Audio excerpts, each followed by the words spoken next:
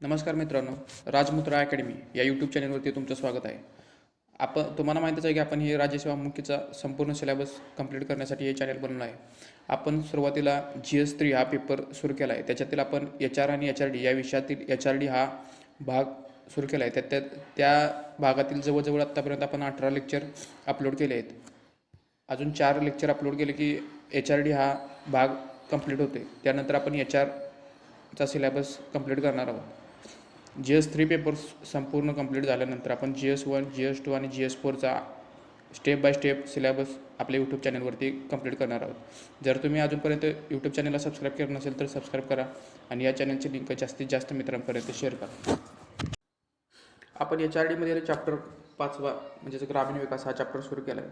तर आजच्या लेक्चरमध्ये आपण त्या चॅप्टरवर कोणकोणते पॉईंट बघणार आहोत. तर आपण ग्रामीण विकास कार्यक्रम आणि योजना, ग्रामीण विकासासाठी कोणकोणते कार्यक्रम आणि योजना करणे ते बघणार आहोत. त्यातील आपण सुरुवातीला समुदाय विकास कार्यक्रम, राष्ट्रीय विस्तार सेवा कार्यक्रम, ग्रामीण युवा स्वयंरोजगार प्रशिक्षण योजना, त्याचबरोबर IRDP, राष्ट्रीय ग्रामीण रोजगार योजना, ग्रामीण भूमी रोजगार हमी कार्यक्रम, दशलक्ष विहिरीची योजना, जवाहर रोजगार योजना या सर्व योजनांचा आढावा घेणार आहोत. त्याचबरोबर क्षेत्रीय विकास कार्यक्रम कोणकोणते लागू केले त्यांचा सुद्धा आढावा घेणार आहोत. त्याच्यामध्ये आपण IADP, IAAP, डेव्हलपमेंट प्रोग्राम, दुष्काळग्रस्त क्षेत्र विकास कार्यक्रम, एकात्मिक पडीक जमीन विकास कार्यक्रम, लाभ क्षेत्र विकास कार्यक्रम, त्याचबरोबर इंटिग्रेटेड वॉटरशेड मॅनेजमेंट प्रोग्राम या सर्व कार्यक्रमांचा आपण आजच्या लेक्चरमध्ये अभ्यास करणार होतो. सुरुवातीला आपण समुदाय विकास कार्यक्रम काय होता ते बघा. समुदाय विकास कार्यक्रम म्हणजेच कम्युनिटी डेव्हलपमेंट प्रोग्राम. याची सुरुवात ऑक्टोबर 1952ला करण्यात आली.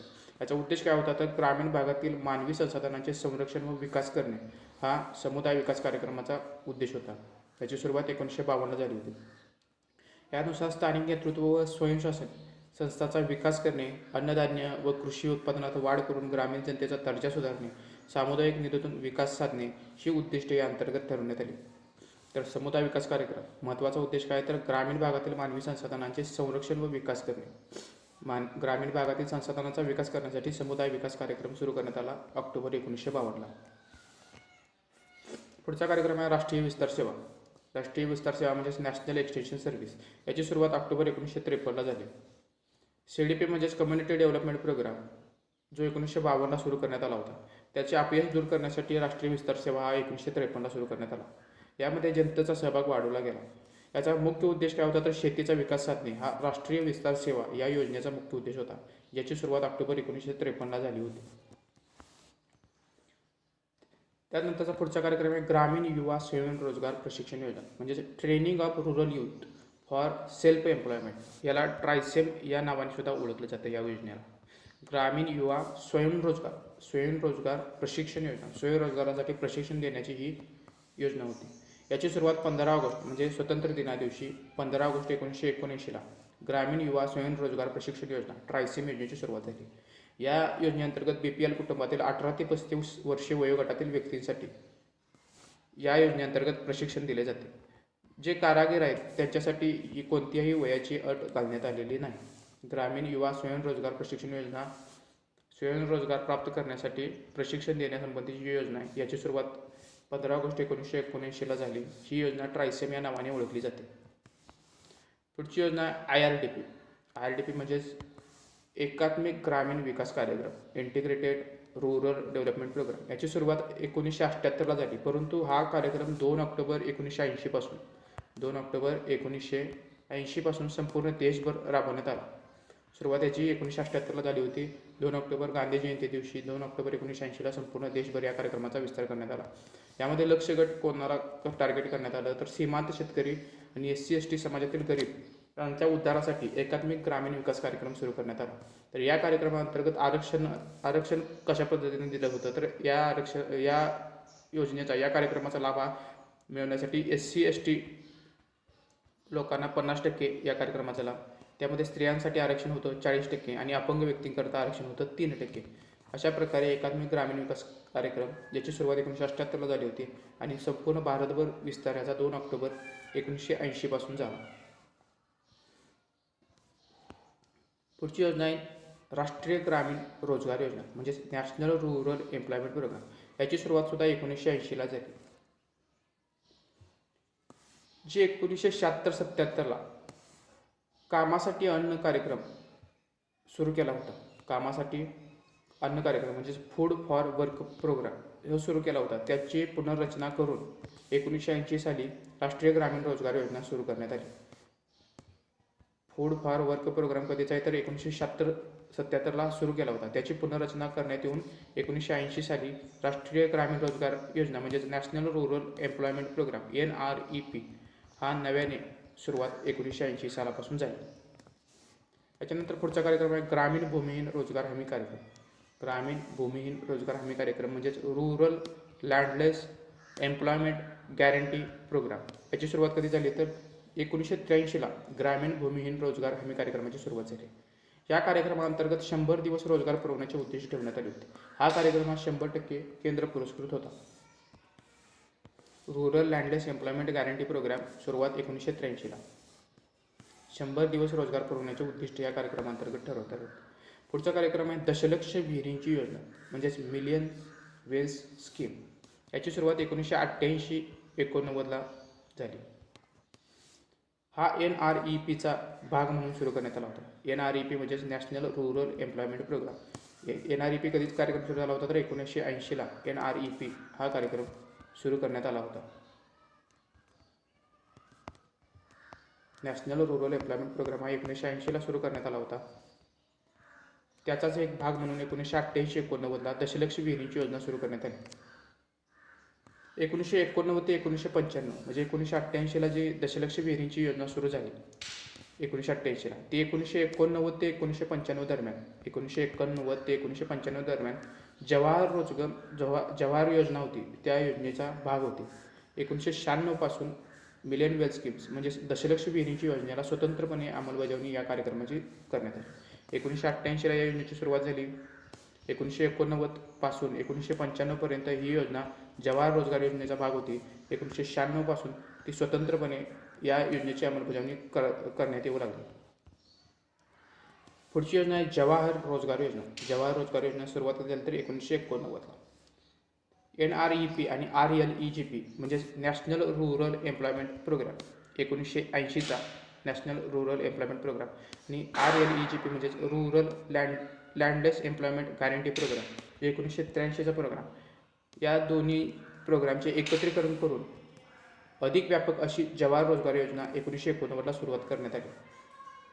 पंचायत राज संस्थांच्या माध्यमातून खेड्यांमध्ये या योजनेची अंमलबजावणी करण्यात येऊ लागली. 1999 पासून जवाहर रोजगार योजना ही ग्राम समृद्धी योजनेमध्ये विलीन करण्यात आली. 1999ला जवाहर रोजगार योजना ही ग्राम समृद्धी योजनेमध्ये विलीन करण्यात आली. आता जवाहर ग्राम समृद्धी योजना काय आहे तर ही योजना 1999ला सुरुवात झाली. 1999ला जवाहर ग्राम समृद्धी योजना सुरू करण्यात आली. जवाहर रोजगार योजना जी 1989ला सुरू झाली होती ही योजना जवाहर ग्राम समृद्धी योजनेमध्ये विलीन करण्यात आली. तर या जवाहर ग्राम समृद्धी योजनेचा उद्देश काय होता तर ग्रामीण भागात रोजगार निर्माण करणे आणि उत्पादक रोजगाराची निर्मिती करण्याचं उद्दिष्ट हे जवाहर ग्राम समृद्धी योजनेचं होतं. याची सुरुवात 1999ला करण्यात आली. पुढचा कार्यक्रम आहे ग्रामीण क्षेत्रातील महिला व मुलांचा विकास. ग्रामीण क्षेत्रातील महिला व मुलांचा विकास म्हणजे development of women and child in rural area. याच कार्यक्रमाला द्वारका या नावाने सुद्धा ओळखले जाते. याची सुरुवात 1982-83ला झाली. हा IRDP अंतर्गत एक उपाययोजना म्हणून सुरू करण्यात आला होता. IRDPचा कार्यक्रम कधीचा 1978ला सुरू झाला. 1980ला संपूर्ण देशभर याचा विस्तार करण्यात आला. या कार्यक्रमांतर्गत स्त्रियांना विकासाबरोबरच व्यवस्थापन कौशल्य, संघटित काम करण्याची वृत्ती, रोजगार इत्यादीबाबत विकास साधण्यास मदत करण्यात येते. द्वारका कार्यक्रम याची सुरुवात 1982-83ला. हा कार्यक्रम काय तर ग्रामीण क्षेत्रातील महिला व मुलांचा विकास साधण्यासाठी या कार्यक्रमाची सुरुवात झाली. पुढची योजना आहे गंगा कल्याण योजना. गंगा कल्याण योजना याची सुरुवात 1997ला झाली. हा कार्यक्रम IRDPची एक उपयोजना म्हणून सुरुवात करण्यात आली. या कार्यक्रमांतर्गत BPL कुटुंबांना भूजलाच्या माध्यमातून जलसिंचनाच्या सोयी उपलब्ध करून देणे. गंगा कल्याण योजना कशा संबंधीची आहे तर BPL कुटुंबांना भूजलाच्या माध्यमातून जलसिंचनाच्या सोयी उपलब्ध करून देण्यासाठी गंगा योजना सुरू करण्यात आली. याची सुरुवात 1997ला झाली. भूजलाच्या माध्यमातून जलसिंचनाच्या सोयी उपलब्ध करून देण्यासाठी. पुढची योजना आहे स्वर्ण जयंती ग्राम स्वरोजगार योजना. स्वर्ण जयंती ग्राम स्वरोजगार योजना याची सुरुवात 1 एप्रिल 1999ला झाली. 1 एप्रिल 1999ला सुवर्ण जयंती ग्राम स्वरोजगार योजना. म्हणजेच 1947ला देश स्वतंत्र झाला. 50 वर्षानंतर म्हणजेच 1997ला 50 वर्षे पूर्ण झाली. या 50 वर्षांनंतर योजनेचा अंमलबजावणी किंवा मोठ्या प्रमाणात एखादी योजना चालू करण्यासाठी 1 एप्रिल 1999ला सुवर्ण जयंती ग्राम स्वरोजगार योजना ही 1 एप्रिल 1999ला सुरू करण्यात आली. या अंतर्गत 6 योजना एकत्रित केल्या. तर 6 योजना कोणत्या? तर IRDP, द्वारका, चित्रा, गंगा कल्याण योजना, मिलेनियल स्कीम्स आणि ट्रायसेम या 6 योजना एकत्र करून सुवर्ण जयंती ग्राम स्वरोजगार योजना सुरू करण्यात आली. याचा उद्देश काय होता? तर दारिद्र्याचे निर्मूलन करणे हा सुवर्ण जयंती ग्राम स्वरोजगार योजनेचा उद्देश होता. याचे वैशिष्ट्य काय होते? तर ग्रामीण भागात मोठ्या प्रमाणावर सूक्ष्म उद्योग उभारण्यावर भर देण्यात आला. स्वयंसहायता गट स्थापन करून लोकांचे एकत्रीकरण घडवून आणणे, सार्वजनिक कार्यातून सामाजिक सुविधा उभारणे, पंचायत राज संस्था, DRDA, विविध विभाग, बँका, NGO यांना एकत्रित बांधणारी योजना ही योजना होती. या योजनेचे लाभधारक कोण होते? तर सर्व BPL कुटुंब हे या योजनेचे लाभधारक होते. तर या लाभधारकांपैकी 50% SC/ST असावेत, 40% लाभ हा स्त्रियांना मिळावा आणि 3% लाभधारक हे अपंग असावेत अशी अट घालण्यात आली होती. तर सुवर्ण जयंती ग्राम स्वरोजगार योजना 1 एप्रिल 1999ला सुरू करण्यात आली. त्यामध्ये 6 योजनांचं एकत्रीकरण करण्यात आलं. 6 योजना कोणत्या? तर पहिली IRDP 1980ची, त्यानंतर द्वारका 1982ची, चित्रा 1983ची. चित्रा म्हणजे सप्लाईंग इन्स्ट्रुमेंट टू रूरल आर्टिसन्स जी 1982-83ला सुरू करण्यात आली होती. गंगा कल्याण योजना जी 1997ला सुरू करण्यात आली होती. मिलेनियल स्कीम्स जी 1988-89ला सुरू करण्यात आली. ट्रायसेम जी 1982ला सुरू करण्यात आली होती. या सर्व 6 योजनांचं एकत्रीकरण करून 1999ला सुवर्ण जयंती ग्राम स्वरोजगार योजना सुरू करण्यात आली. तर पुढची योजना आहे राष्ट्रीय ग्रामीण उपजीविका मिशन म्हणजेच नॅशनल रूरल लिव्हलीहूड मिशन. NRLM राष्ट्रीय ग्रामीण उपजीविका मिशन. याची सुरुवात 2011ला करण्यात आली. सुवर्ण जयंती ग्रामीण स्वरोजगार योजनेचे रूपांतर हे नॅशनल रूरल लिव्हलीहूड मिशनमध्ये करण्यात आले. सुवर्ण जयंती ग्राम स्वरोजगार योजना जी 1999ला सुरू करण्यात आली होती त्याचं रूपांतर 2011ला नॅशनल रूरल लिव्हलीहूड मिशनमध्ये करण्यात आलं. या अंतर्गत ग्रामीण भागातील BPL कुटुंबांना म्हणजे बिलो पॉवर्टी लाईन कुटुंबांना स्वयंरोजगार उपलब्ध करून त्यांना दारिद्र्य रेषेच्या वरती आणणे हा या कार्यक्रमाचा उद्देश होता. 2016-17पर्यंत विविध उद्दिष्टे गाठायचे यात नमूद केले होते. ग्रामीण भागातील गरीब कुटुंबातील कमीत कमी एका व्यक्तीस सेल्फ हेल्पिंग ग्रुपमध्ये सामावून घेणे हा नॅशनल रूरल लिव्हलीहूड मिशनचा उद्देश होता. महत्त्वाचा उद्देश काय होता? तर ग्रामीण भागातील गरीब कुटुंबातील कमीत कमी एका व्यक्तीला सेल्फ हेल्पिंग ग्रुपमध्ये सामावून घेणे हा राष्ट्रीय ग्रामीण उपजीविका मिशनचा मुख्य हेतू होता. याचे लाभार्थी कोण कोण होते? तर 50% लाभार्थी SC/ST समाजातील असावेत, 15% लाभार्थी हे अल्पसंख्याक समाजातील असावेत. अपंग वर्गासाठी 3% आरक्षण या अंतर्गत ठेवण्यात आलं होतं. त्याचबरोबर स्त्रियांवर तसेच युवकांवर या कार्यक्रमाअंतर्गत विशेष भर देण्यात आला होता. निधीचा पुरवठा कसा होता? तर केंद्र 75% निधी पुरवेल आणि राज्य 25% निधी या कार्यक्रमाला पुरवेल असा निधी वाटप होतं. तर राष्ट्रीय जो नॅशनल रूरल लिव्हलीहूड मिशन कार्यक्रम 2011ला सुरू झाला होता त्याचप्रमाणे राष्ट्रीय शहरी उपजीविका मिशन म्हणजेच नॅशनल अर्बन लिव्हलीहूड मिशन हा सप्टेंबर 2013ला सुरू करण्यात आला. राष्ट्रीय ग्रामीण उपजीविका मिशन जो 2011ला सुरू करण्यात आला होता या दोन्ही योजनांचे म्हणजे 2013ची शहरी उपजीविका मिशन, 2011ची ग्रामीण उपजीविका मिशन या दोन्ही योजनांचे एकत्रीकरण करून नोव्हेंबर 2015ला दीनदयाळ अंत्योदय योजना सुरू करण्यात आली. शहरी भागात या योजनेची अंमलबजावणी ministry of housing and urban poverty elevation यांच्याकडून केली जाते. ग्रामीण भागात या योजनेस अंतर्गत दीनदयाळ उपाध्याय ग्रामीण कौशल्य योजनेची अंमलबजावणी ही ग्रामीण विकास मंत्रालयाकडे आहे. ग्रामीण भागात ही योजना कोण राबवते? तर ग्रामीण विकास मंत्रालय. तर शहरी भागात कोण राबवतं? तर ministry of housing and urban poverty alleviation ही दीनदयाळ अंत्योदय योजना राबवतात. सुरुवातीची योजना कोणती आहे? तर राष्ट्रीय ग्रामीण उपजीविका मिशन जी 2011ची आहे. नंतर राष्ट्रीय शहरी उपजीविका मिशन ही 2013ची आहे. ह्या दोन्ही योजनांचे एकत्रीकरण करून नोव्हेंबर 2015ला दीनदयाळ अंत्योदय योजना सुरू करण्यात आली. तर ही योजना शहरी भागात ministry of housing and urban poverty elevation हे मंत्रालय राबवतं. तर ग्रामीण भागात ग्रामीण विकास मंत्रालय हे दीनदयाळ अंत्योदय योजना राबवतं.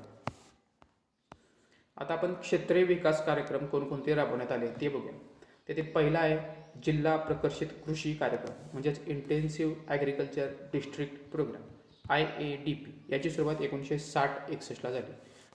या कार्यक्रमाची अंमलबजावणी कृषी मंत्रालयाद्वारे केली जाते. जिल्हा प्रकर्षित कृषी कार्यक्रम intensive agriculture district programme IADP सुरुवात 1960-61. या कार्यक्रमांतर्गत शेतकऱ्यांना बियाणे व खते यासाठी आर्थिक सहाय्य देण्याची तरतूद करण्यात आलेली आहे. पुढचा कार्यक्रम आहे प्रदेश प्रकर्षित कृषी कार्यक्रम म्हणजेच इंटेन्सिव्ह ॲग्रिकल्चर एरिया प्रोग्राम. सुरुवातीचा होता 1960चा इंटेन्सिव्ह ॲग्रिकल्चर डिस्ट्रिक्ट प्रोग्राम होता. तो 1960-61 सुरू झाला होता. इंटेन्सिव्ह ॲग्रिकल्चर एरिया प्रोग्राम हा 1964 सुरू झाला. या अंतर्गत क्षेत्र वाढवण्यात आले. याची अंमलबजावणी कृषी मंत्रालयाद्वारेच केली जाते.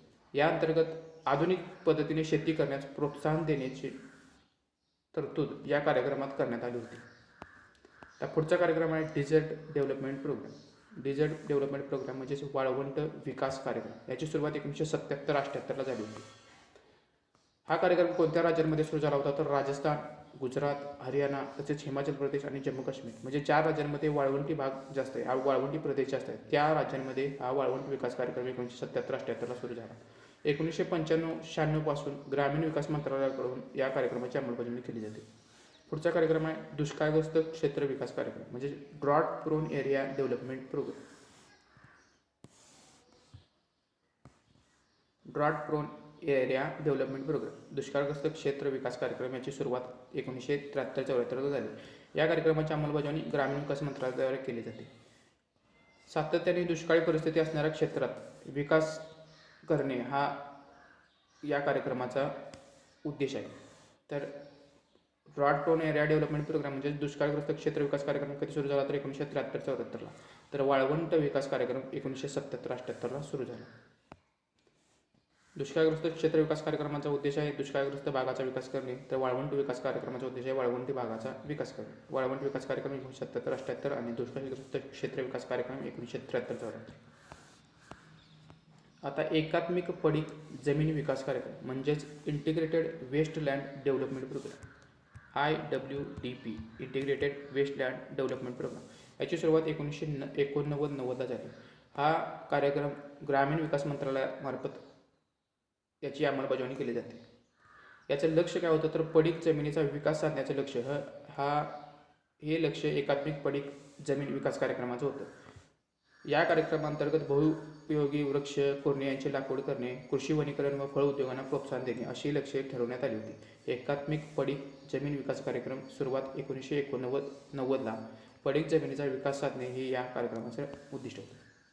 पुढचा कार्यक्रम आहे कमांड एरिया डेव्हलपमेंट प्रोग्राम म्हणजेच CADP command area development programme लाभ क्षेत्र विकास कार्यक्रम.